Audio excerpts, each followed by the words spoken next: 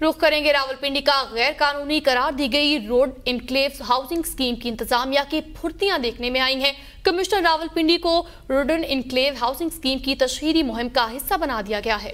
Commissioner office में मुलाकात की तस्वीरों के जरिए शहरियों को गुमराह करने का प्लान तस्वीर का इस्तेमाल करके सोसाइटी इंतजामिया ने मार्केटिंग तेज कर दी है।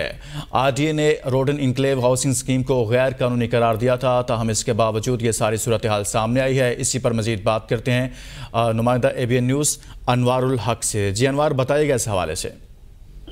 जी बिल्कुल, रावलपिंडी डेवलपमेंट अथॉरिटी के हदूद के अंदर अडियाला रोड पर जो एक निजी सोसाइटी है रूडन इनक्लेव के नाम से, इसका जो स्टेटस है तहाल आरडीए हुकाम के मुताबिक जो है वो इलीगल है और जिसको उन्होंने अपनी वेबसाइट पर भी जो है इलीगल डिक्लेयर कर रखा है।